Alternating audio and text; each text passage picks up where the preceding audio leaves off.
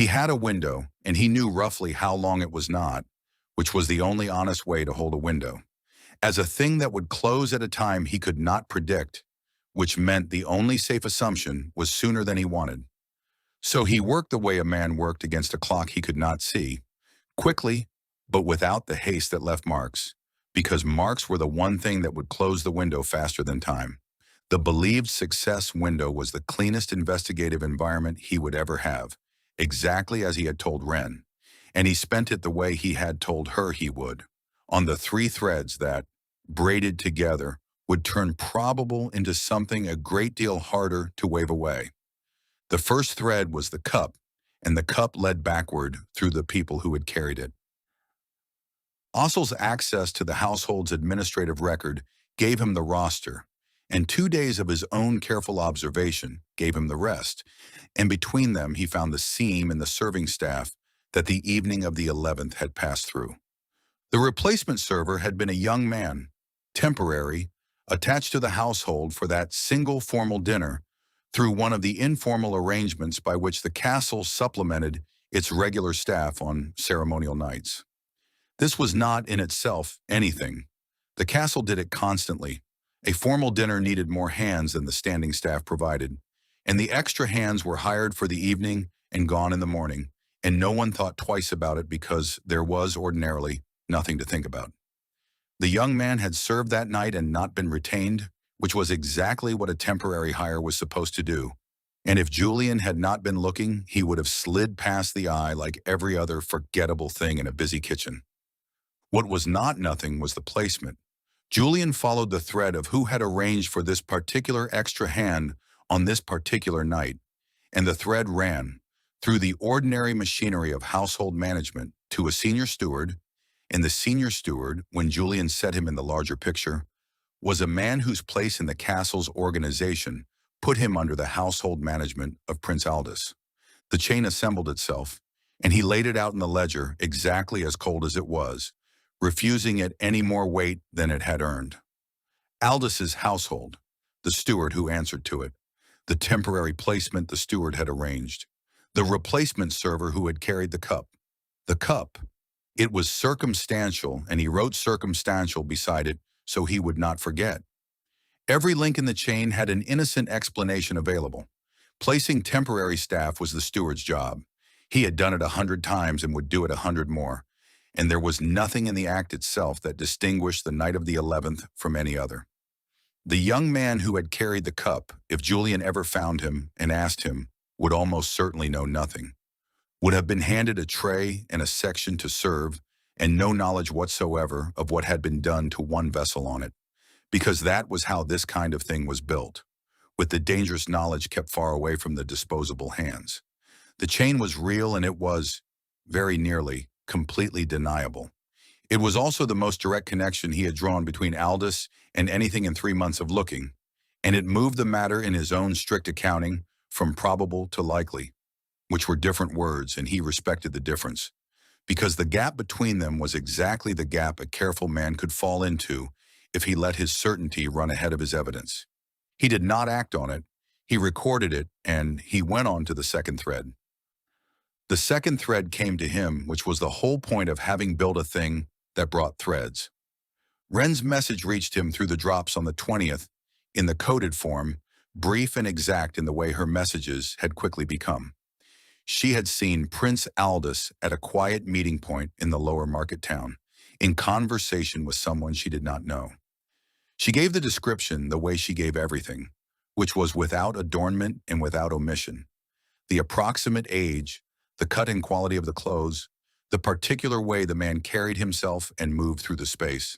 And the description, read by someone who knew what to compare it against, did not fit any of the merchants or factors or local men that the second prince might have an ordinary social reason to be standing with in a back room of a market town. It fit, instead, the general shape of a traveling merchant's representative, and not the kind that belonged in the lower market of a poor mountain kingdom. He sent back a single request, and he was careful in how he shaped it, because the shape of a question was a way of giving away what you knew, and he intended to give away nothing he did not have to, even to her. He did not explain. He asked only whether the unrecognized man had been carrying a particular kind of document case, and he described it precisely, the specific form used by the agents of the larger Gilded Empire merchant houses, distinctive enough that a person who had seen one would know it again. He gave her the detail to look for and not the reason it mattered, and he trusted her to find the opportunity to look without being told how, because she was better at that than almost anyone he had ever run. Her answer came back on the 21st. Yes, the man had carried exactly such a case. She had seen it the first time and not thought to mention it, because a case was only a case until you knew it was the thing that told you whose man was carrying it. He sat with that for a moment in the cold satisfaction of a piece dropping into the place the picture had left open for it. The financial records had told him that gilded money reached Aldous. They had not told him that a gilded agent stood in a market town back room and spoke with him face to face. Now he had the meeting and the case that named the meeting's master, and the abstraction in the ledger had grown a body and a pair of hands and a place where the hands had been seen. He recorded it. He went on to the third thread. The third thread was the oldest and the slowest, and it was the one that turned a story he believed into a story he could nearly prove, because it tied the money to the damage and tied both to a clock. Through Ossel's continuing access to the accounts, Julien laid the deposit pattern, the steady, below-threshold income that had begun 23 months ago, alongside the record of the court's trade dealings with the Gilded Empire over the same span, and he looked specifically for the places where the two timelines touched. He was looking for coincidence of timing, which proved nothing on its own and everything in aggregate, because a single coincidence was the world being random, and three independent coincidences pointing the same way was the world being arranged. He found three. 3 times in 2 years, the Oakhaven Crown's negotiating position toward the Gilded Empire had softened, had given ground on a point it had been holding, conceded a tariff or a term it had every recorded reason to keep fighting for, in shifts that were documented in the administrative record because the softening had to be written down to be enacted. And each of the 3 softenings had occurred within 2 weeks of a deposit into the concealed account. The gilded money arriving, and then a handful of days later, the Crown's resolve quietly bending on exactly the matter the Gilded Empire cared most about. Once was nothing. Twice was a thing to note. 3 times across 3 separate negotiations, with the same short interval between the payment and the concession each time, was not the kind of pattern the world produced by accident.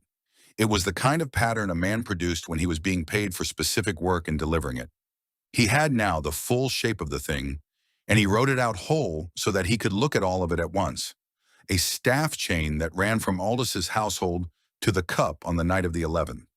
A document case that named the Gilded Merchant House as the hand behind the money, and a 2-year financial correlation that tied the money to real, documented, measurable damage to the kingdom. 3 concessions, each bought, each written down.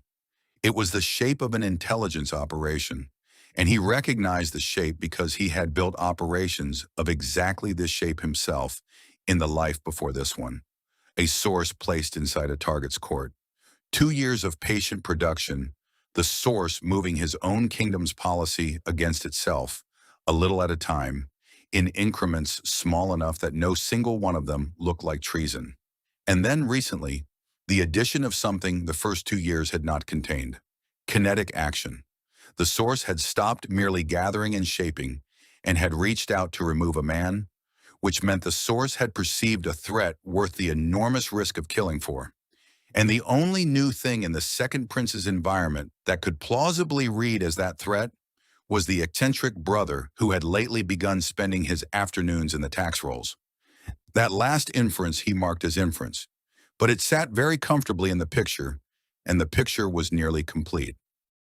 It was not enough. He was strict about this, in the ledger and in himself, because the picture was so nearly complete that the temptation to call it complete was strong, and the temptation to call a nearly complete picture complete was the precise temptation that the principle he had written down 4 days ago existed to resist. It was not enough to take to the king. To take any of it to the king, he would have to explain how he had come to hold it. The records read in secret, the questions asked under false interest, the network in the mountains that had watched a prince meet a gilded agent in a market town.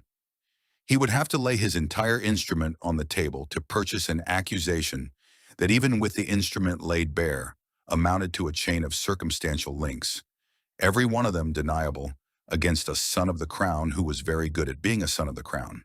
The king might believe him, the king might not, and either way the cost was the whole of what he had built, spent in a single morning, for a result he could not guarantee. So it was not enough to act on in that way. It was enough to act on in a different way. And the different way was the thing he began turning over in the chapter's last days, not as a finished plan, but as the first shape of one. That an adversary who believed himself safe, whose every secret was known to a man he believed harmless, was not a threat to be exposed in haste, but a resource to be held and used at the hour of maximum value. He did not yet know the precise shape the using would take. He knew it would require time he did not yet have, and conditions that did not yet exist, and a position he was still some months from occupying. He knew, in other words, that the answer was the answer the whole book had been teaching him. Not yet. Aldous found him at court on the 24th, and the finding was the clearest confirmation the chapter produced because of how relaxed it was. His brother approached him after the morning's business with the specific, unhurried casualness of a man who has lately set down a worry and discovered the pleasure of being sociable without an agenda underneath it. He asked about the botanical project and seemed to all the ordinary signs genuinely interested when Julien mentioned the seasonal survey he intended to make of the eastern slopes once the weather turned. He asked a follow-up question that was actually a good question. He made no reference at all to the prince's recent relapse, which was its own small tell. A man making conversation would have asked after a brother's health as the easiest possible opening, and Aldous skipped it, because Aldous had no need to ask after a health he believed he understood completely. The warmth was a performance. Julien knew this with certainty and could not have proven it to anyone, because it was a very good performance, indistinguishable from the real thing to anyone who was not looking at it with the specific attention Julien brought to it. And underneath the performance, visible only to that attention and invisible to the entire rest of the court, was the thing Julien had spent 6 days assembling the evidence to predict and now watched confirmed in the flesh. Relief. The particular ease of a man who has dealt with a problem and is no longer carrying it. Aldous was not on guard. Aldous had stopped watching. The window was open, and his brother's relaxed, sociable, genuinely curious about moss warmth was the proof of exactly how open it was. Julien received the attention with the mild, faintly surprised gratitude of a man not used to his second brother seeking his company, and he asked Aldous a small question about the southern trade routes that let Aldous be knowledgeable and gracious in return, and the two of them passed a pleasant few minutes being brothers, one of them truly at ease, and one of them counting. It was good. He let himself note that it was good. In the cold register, the word deserved. Everything he needed from Aldous in this period was contained in that relaxed warmth, and the warmth would last exactly as long as Aldous went on believing the thing he had paid to believe. And Julien intended to give him no reason to stop. He filed the last of it that night, and when he had filed it, he sat and read the whole entry through, from the first below-threshold deposit 23 months back, to the document case in the market town, to the relaxed man at court that morning. He read it the way he had once read final reports before they went up the chain, slowly, all the way down, looking for the seam where a careful reader would catch a claim outrunning its evidence. Because the report that overstated its case was worse than useless. It was the report that got people killed on the strength of a confidence it had not earned. The entry did not overstate. He had been careful, link by link, to write each thing as exactly what it was. And what it was, taken whole, was a picture that no longer admitted coincidence as a serious reading and did not yet rise to proof. That was an honest place to have arrived, and it was further than he had been at any point in the preceding 3 months. And it was not yet far enough to act, and all three of those things were true at once and did not fight. He made one addition at the bottom, in the private hand. Not yet, timing required. And after it, because a date was a discipline and a feeling was not, he wrote a date a specific day, roughly 3 months on, by which he expected to hold the additional things the moving would require: a deeper network, a firmer proof, a position from which an action against a prince could be made to land and stick. He did not write what he would do. He wrote only when he expected to be able to do it, because the when was the part the principal cared about, and the what would shape itself out of the conditions that the when would bring. Then he closed the ledger and set it in its place, and discovered that he was extremely hungry. The clean, uncomplicated hunger of a body finally past the poison, and a mind finally past the worst of its uncertainty. And that he was, for the first time since he had opened his eyes in this borrowed body, mildly and specifically satisfied with where he stood. He went down to dinner and ate well, and was careful, out of habit he no longer had to think about, to watch the wine being poured. The question he had underlined twice and left without an answer, why now? Why look harder at a thing they have ignored for 30 years? Came back on the 24th with more of itself attached, which was how real questions answered. Not all at once, but in installments, each one larger than the last. Harlan's report reached him through the drops, and it was a different order of thing than the first Dominion intelligence had been, back in the second month, when the whole of it had been one offhand sentence about patrols that had stopped being regular. This was not offhand, and it was not one source. The pattern on the northern approaches had not merely changed, it had gone on changing in a single direction, and Harlan's people had been able to confirm it across 3 separate observation points, which meant the network had enough eyes on the northern ground now to triangulate a thing rather than merely notice it. Julien sat with that capability for a moment before he sat with the intelligence it had produced, because the capability was itself worth noticing. He had not built the triangulation. He had not directed anyone to establish coverage of the northern approaches sufficient to cross-check a pattern from 3 angles.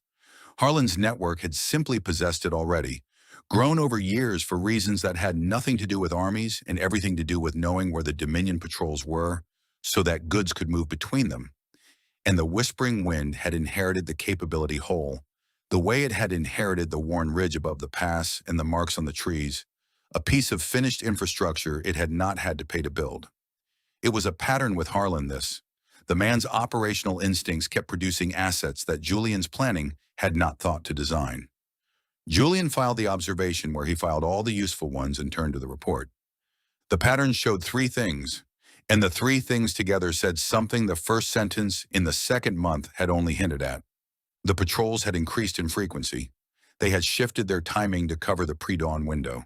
The informal gap that had existed on the northern approaches for as long as anyone running goods through them could remember, the dark hour everyone had relied on, now no longer reliably dark, and a rotation that had been infantry for 30 years had acquired a cavalry element.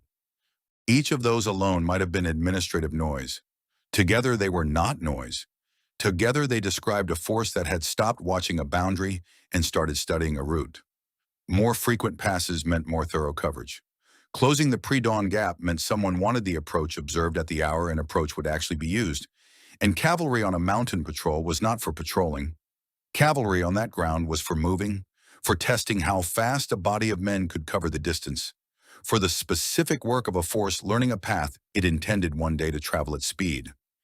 It was a reconnaissance in force posture. He knew it because he had read the signature of one before, in the other life, in other reports about other borders. And the signature did not change with the century or the language. Someone in the Iron Dominion's military command was not monitoring the northern approach to Wingate Pass. Someone was mapping it with the thoroughness of a man planning a journey rather than guarding a line. His assessment, written cold in the ledger, was 3 sentences, not imminent but directional. The Dominion is building a picture. The question of when they use it is open, and the question of whether they are building it is closed. He underlined none of it. The thing did not need underlining anymore. It had stopped being a question and become a fact, and facts went in the ledger plainly to be acted on rather than wondered at. And then he ran straight into the wall that the whole second half of the book had been building toward him, which was that he knew a true and serious thing and had no way to make it count. He could not bring this to the council. He turned it over to be sure, and it was airtight in the worst way. There was no version of "I have credible intelligence that the Dominion is preparing the northern approach for a future movement" that did not immediately invite the question, "And how do you know that?" And there was no answer to that question that did not begin to unspool the whispering wind.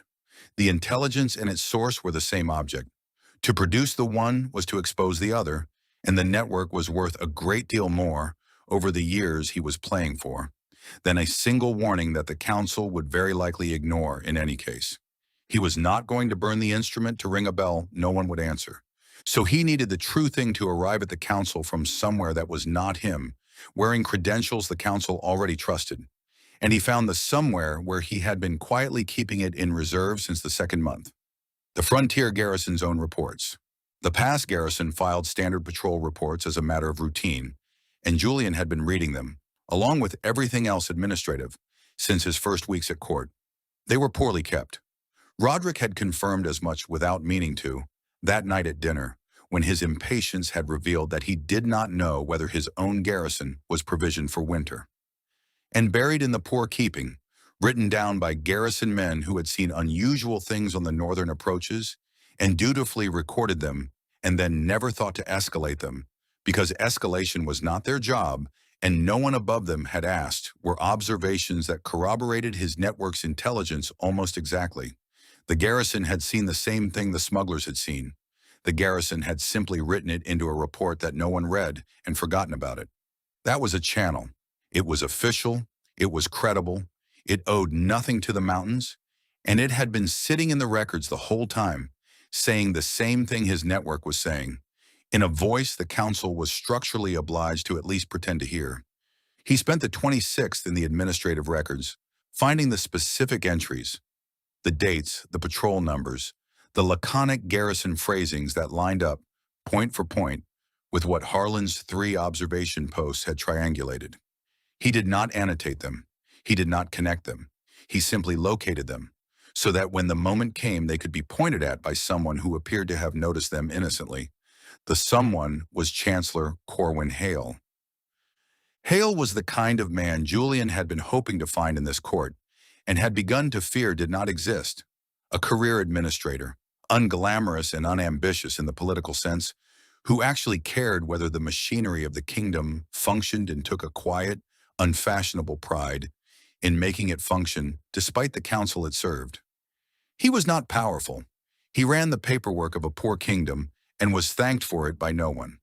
But he read what crossed his desk, which already distinguished him from most of the men above him, and he had the specific civil servant's instinct that a thing written in an official report ought to be looked at, simply because it had been written in an official report. Julien engineered the conversation to last under 2 minutes after the council's morning session, in the casual register of a prince making the kind of mild, slightly tedious observation that everyone had learned to expect of him. He mentioned that he had been reading the older administrative records. Everyone knew he did this. It was filed under his name with the Moss. And that he'd noticed the Frontier Garrison's reports seemed to have been accumulating without review, and that it occurred to him, with the northern trading window coming up on the season, that there might be something in them worth the council's eye this month.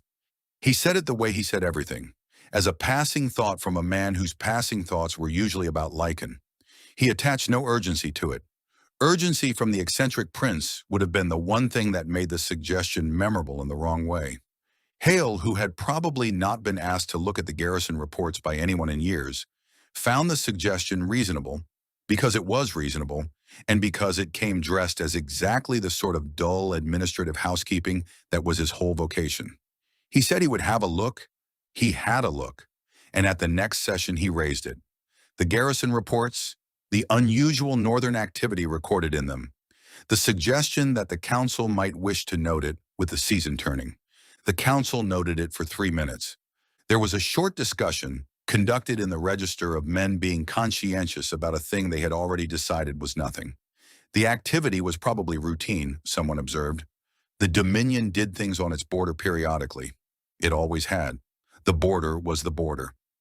Roderick agreed with the easy authority of a man who considered military matters his own province, that it sounded like ordinary seasonal patrolling and nothing the council needed to trouble itself over. A note was entered in the record that the garrison reports would be reviewed. The majority was content. The item closed, and the council moved to a dispute about grazing rights that occupied it with considerably more energy for the better part of the next hour. Julien left the session at the unremarkable pace of a man with nowhere in particular to be, and he was, by any measure he could have applied to his own face, perfectly calm, because he had expected this precise outcome and had spent no part of himself hoping for a different one. He had worked inside institutions for the whole of a long career, and he knew the thing the morning had just demonstrated as well as he knew anything. That unofficial information surfaced through unofficial channels did not produce official action, and that even information surfaced through official channels did not produce action if it arrived without an official owner willing to stake something on it. The garrison reports had been real, incredible, and accurate, and they had changed nothing, because no one whose judgment the council deferred to had been willing to put their name behind the reading that the reports actually supported. The intelligence had been correct and the intelligence had been ignored, and there was no contradiction in that, because correctness had never been the thing that moved councils. Ownership was. The frustration was real, and he did not perform it and he did not voice it, because there was no one to perform it for, and voicing it would have wasted breath he preferred to spend thinking. But it was there, underneath the calm, in the specific quality of attention he turned on the problem. The low, banked frustration of a man watching a body of serious men spend 3 minutes on the most important thing that had crossed their table in months and an hour on the question of whose goats had been where. He made himself name the lesson precisely because a lesson named imprecisely was a lesson half-learned, and half-learned lessons were the ones that got you the second time. The limitation was not that his intelligence was poor or his methods clumsy. The limitation was structural. His network could produce truth and could not give that truth the one property that made truth actionable in this court, which was official standing. The credibility of a recognized source that a decision-maker could point to and act on without staking his own judgment on a smuggler's word. The network was not an official source. It would not become one by being cleverer or working harder. It would become one only when the man who ran it held the kind of authority that could make it one, and the kind of authority that could make it one was not the authority of a third prince who collected moss. It was the authority of someone with a real place in the machinery of the crown. He filed the whole of it under structural, the category for problems that could not be solved by being more ingenious, only by changing the conditions underneath them. He did not yet hold the conditions. He could see with more clarity than he had had 3 months ago the shape of what holding them would require, and the shape was larger than anything he was currently positioned to reach. And that was all right, because seeing the shape was the first step toward reaching it, and he had only just arrived at the seeing. The winter helped, and he did not mistake the help for safety. The mountain season was closing in. Within weeks, the higher passes would be partly icebound, and ice on the approaches meant that whatever the Dominion was mapping, it could not march the map until the thaw. A serious military movement through that terrain was a thing of the warmer months. The snow was a wall that went up on its own every year without anyone deciding it. He had a season behind that wall, but he did the arithmetic honestly, the way he did all of it, and the honest arithmetic was less comforting than the wall suggested. The Dominion was not building a picture to use this winter. It was building a picture to use, and a picture built carefully over a winter was a picture ready in the spring, which meant the wall of ice was not protecting him from the danger so much as setting its date. He had roughly 4 months before the snow lifted enough to matter. 4 months was time. It was not as much time as a man looking at the coming snow might let himself believe, and the gap between those two readings of the same winter was exactly the kind of gap that buried people who chose the comfortable one. He went up to the library as the light was failing and stood at the north-facing window, where the whole of this had started, where, on his 3rd day in this body, he had looked at the frostbine for the first time and thought bigger than I expected. Good, without yet knowing that the mountains were going to be his entire strategy. The winter was coming in from the north now, visibly in long bands of blue shadow laid across the upper ridges, the light going out of the high snow first and the dark pooling in the folds of the range the way it always did at this hour. Somewhere out there, beyond the first range, in terrain that his network could see a part of and not the whole of. Someone he could not yet name was walking a route he did not want walked, counting the hours of a march he did not want made, building a picture for a spring that was 4 months and a thaw away. He looked at it for a while without budgeting the time. He had at the end of his first 3 months in this borrowed life, a functioning intelligence network where he had begun with nothing. He had one probable traitor inside the court, filed and dated and waiting. He had a set of intelligence threads, all of them real, none of which he could yet officially act on. And he had a winter, a wall of weather that was also a clock, counting down to a season he would have to be far more powerful by the end of than he was at its beginning. He had, as he had told Wren in the cold above the Eastern Relay, patience. It was still the whole of his capital, and it was still the strangest kind. The kind that grew while no one taxed it and compounded while no one watched. Now, it would have to be enough. He intended to see that it was. He spent the morning of the 90th day doing the thing he had always done at the end of a posting, which was to sit down with a clean page and tell himself the truth. The format was old, older than this body by a great margin, worn into him across the back half of a career in which the end-of-period assessment had been both a professional obligation and the only reliable defense against a man's tendency to believe his own preferred account of himself. 4 headings. What he had intended and achieved. What he had intended and missed. What he had found that he had not gone looking for. And then beneath all of it, the residue, the things that did not fit the headings and would not go away, which were, in his experience, usually the things that mattered most and could be filed least. He wrote the first heading and filled it without difficulty because it was the easy one, and he distrusted easy things on principle, but did not let the distrust stop him from acknowledging real work. He had a functioning intelligence cell, 5 people now, counting himself, with verified tradecraft and 1 clean operational test behind them. He had a map of the pass and its approaches that existed nowhere else and in no one else's head. He had a working relationship with the operational leadership of the mountain community, built slowly and on terms he had been made to earn. He had the beginning of a picture of the Iron Dominion's attention to the northern approaches, and the beginning, further along than the beginning, nearly a structure of the picture around his second brother. 90 days ago, he had owned a body that could not sit up in a reputation for harmlessness he had not built and could not have explained. He had turned that into this. It was not nothing. He let himself write that it was not nothing, in the plain register the truth deserved, and moved on before the satisfaction could become a thing he leaned on. He wrote the second heading, and it was longer, because the gap between what a man meant to do and what he managed was always wider than the gap he wanted to admit. He had not built a network beyond the single cell. One cell was a proof, not an instrument, and an instrument was what the work ahead required. He had no foothold of any kind in the official channels of the Crown.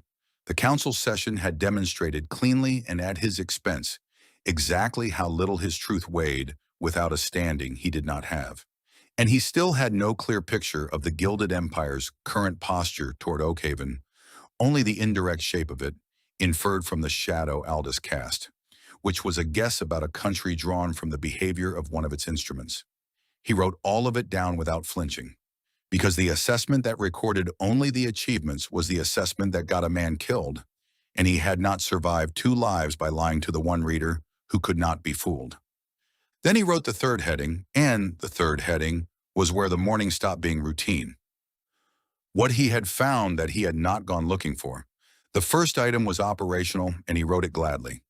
The mountain community's existing infrastructure, the marks on the trees, the worn ridge above the pass, the whole organic, unconscious information network that Wren had been running for years before he ever arrived, that the smugglers had built for their own survival without ever calling it intelligence.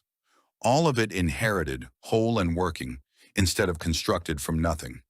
He had assumed, waking into this, that he would spend the better part of a year building the bones of a network. The bones had been here.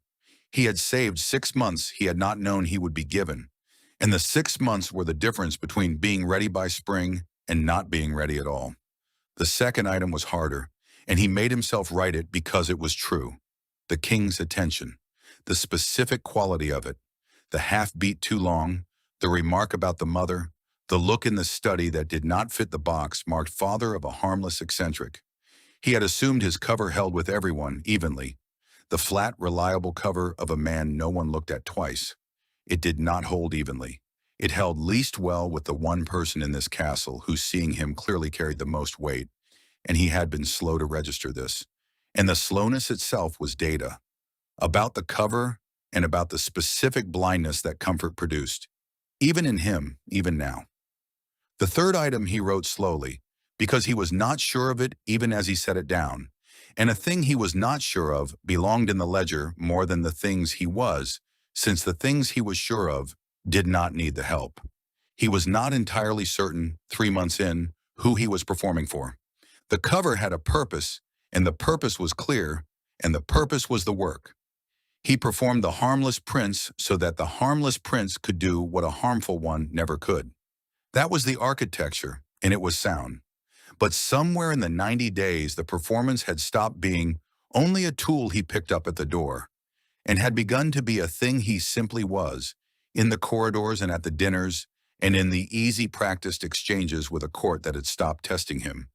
And the boy whose body this was had performed harmlessness too, before Julien ever arrived, out of genuine disinterest rather than design. And the two performances had begun, somewhere, to overlap at the edges in a way Julien could not quite find the seam of. When Marta's face softened at a Prince Julien answer, who exactly was she softening at? When the king looked at his youngest son and saw something he could not name, was he seeing the operator wearing the boy? Or the boy the operator had not entirely replaced? He looked at what he had written for a while. Then he wrote underneath it the most honest thing in the entry. Note for later, possibly not professional material. He read that back too and almost smiled, because it was the kind of line the dry part of him produced when the rest of him had wandered somewhere it did not have a map for, and he let it stand because it was accurate. He did not have anywhere to put the thought. He had learned in 2 lives that the things without a category did not stop existing because you lacked the column for them. They waited and accumulated, and were eventually paid in full whether you had budgeted for them or not. This one would wait. He closed the ledger. The end-of-month dinner was a court routine, and he attended it the way he attended everything, and it was the easiest hour of work he had done in 90 days.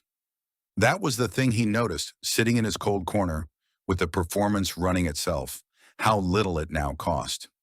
3 months ago, every appearance had been a thing he assembled, watched, corrected. Tonight the harmless prince simply ran, a habit so worn it required no attention, leaving the whole of his attention free for the thing it had been free for all along, which was reading the room. And the room read was a complete and beautiful map, laid out for anyone who knew how to look and visible to no one else at the table. Roderick was expansive about a hunting expedition he meant to lead before the snow closed the high ground. Loud, pleased, entirely himself, dispensing the story to a half-circle of lesser lords who received it with the practiced attention of men who knew their evening went easier if Roderick was enjoying himself. Aldous was warm and a touch more present than usual, moving among the guests with the light social fluency of a man who carried no weight tonight because he had set his one weight down and believed it gone. And down the table, Lord Brennan Ashworth was conducting a quiet conversation with 2 of the lesser lords that Julien read. Across the room, from the angles of the bodies, in the order of who deferred to whom, as the opening moves of a coalition. The early patient assembly of a bloc against some specific budget proposal that had not yet reached the floor, and that Ashworth intended to have already lost before it did. The node doing what nodes did. Julien did not need to hear a word of it. The shape was the content. The king sat at the head of the table and managed the room with the quiet, tired efficiency that was the whole of his governance now, and watched more than he spoke, and once, or only once, let his glance rest on his youngest son a half-beat longer than the rest of the table received, before moving on. From the outside, it was an entirely unremarkable dinner in a poor court at the end of an ordinary month. From the inside, it was the finished map, the relationships, the leverage, The three quiet conversations running underneath the loud one, the whole machine of the court turning in the open in front of a man it had agreed not to watch. He had been assembling this picture for 90 days, fragment by fragment, and tonight, sitting in the chair that announced he did not matter, he understood that it was at last complete enough to act from. Not complete. It would never be complete. The map was never the territory, and the man who mistook the one for the other was the man the territory eventually killed. But complete enough. The difference between complete and complete enough was the difference between a scholar and an operator, and he had stopped being a scholar a very long time ago. He drank one glass of wine. He watched it poured from the original vessel in the open, with the old reflex running quietly underneath the easy performance. And it was only wine, and he tasted nothing in it but wine. And he noted with the cold private humor that had survived everything else, that there were worse ways to measure one's progress than the number of glasses one could now drink without dying. He went to the king's study that evening without an appointment, which surprised Marta enough that she gave him a small odd look when he asked her to send word to the king's secretary. The look of a woman recalibrating, briefly, a picture she thought she had settled. He noted the look. He was noting a great many things about how he was seen tonight. He was admitted after a short wait. Edrin was at his desk working. The documents spread in the organized disorder of a man who actually used the room. He looked up when Julien came in, and the look was the one from the study 2 months ago, the one that did not fit the box. The specific attention of a man who knew when something out of the ordinary was happening and had not yet decided how to treat it. He did not ask why Julien had come. He waited, which was its own kind of test, and Julien recognized it as one, because it was a test he had administered himself 1,000 times. Say nothing and see what the silence draws out. Julien sat down without being asked, which was itself a small message, and let the silence be brief, and then spent into it the minimum true thing. I've been learning about the mountain community, he said, the people who live in the passes and trade without going through the crown's channels. I think they could be a great deal more useful to the crown than they are. It was true as far as it went. It was the smallest true account that described the whole of what he had spent 90 days doing, stripped of the network and the marks and the dead drops and the name written in a private hand on a ledger's back pages.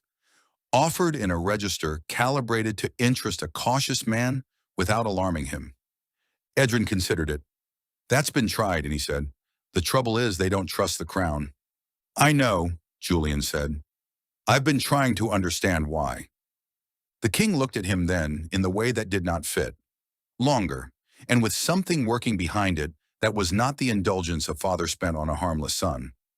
And what have you found? That the crown has never given them a reason to, Julien said. That could change. The pause that followed was not empty. It had the quality of a room in which a man has decided something and is deciding separately how much of the deciding to show. Edrin set down his pen. Careful, Julien, he said. It was not a warning in the sense of danger. Julien heard the whole of it precisely, the way he heard everything. It was a warning in the sense of the thing you are beginning is not a small thing, and I can see that it is not, and I am telling you that I can see it. It was an acknowledgement wearing the clothes of a caution. The king had looked at his youngest son saying mild true things about mountain trade, and had seen underneath them the shape of something larger, and had chosen. This was the part that mattered, the part with weight for everything that came after, not to stop it. I know, Julien said. The king nodded once and picked his pen back up and returned to his work. He did not dismiss his son, so Julien stayed. They sat in the same room for the better part of 15 minutes in something that was not quite silence. The small sounds of the king working, the turn of a page, the scratch of a margin note, and Julien thinking, both of them aware of the other in a way that had shifted by some small but real degree from the last time they had sat in this room together. He could not characterize the shift. It was not warmth, exactly, and it was not suspicion, and it was not the careful distance of strangers. It was something nearer to the quiet of two people who have each privately concluded that the other is not what they had assumed, and have not yet decided what to do with the conclusion, and are content for 15 minutes to let it be unresolved. He filed it in the column that still had no label. The column was getting crowded. He had begun to suspect that this was not a flaw in his filing system, but a fact about the life he was now living, in which the things that could not be filed were going to keep arriving and accumulating, and would have to be reckoned with eventually by some part of him that the career had never built. When he rose to go, the king did not look up, but he said to the documents on his desk, in a voice with nothing in it that could be pointed to, "Good night, Julien." "Good night, father," Julien said, and was mildly surprised, on the way out, by how little of that second word had been performance. He went up to the north battlement before he slept, because there was one more thing to look at, and it was the thing he had looked at first. The mountains stood in the dark exactly as they had stood on his third day in this body, when he had seen them for the first time through the library window and thought, with a city man's unprepared astonishment, "Bigger than I expected. Good." They were no smaller now. But he was not astonished now, and the difference between the two viewings was the whole measure of the 90 days. The frost spine at night was still enormous and still indifferent, violet black against a sky barely lighter than itself. The high snow holding the last of the day's gray, long after the valleys had gone to full dark. He had stood here a stranger to it. He stood here now knowing it. Not completely, not the way Kale knew it or Wren knew it, but as a working context, a terrain he could think inside of. He knew which passes held and which softened in which season. He knew where a watcher could see and where the rock blinded one.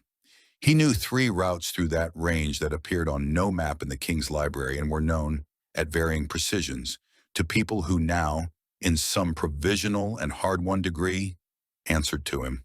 He had been in this body for 90 days, and he had not yet done a single thing that could be called action.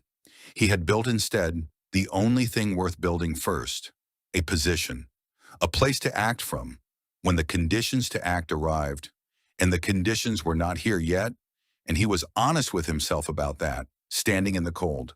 The traitor was filed and not yet spent. The network was real and not yet heard. The Dominion was mapping a road, and the winter had not yet set its clock to spring.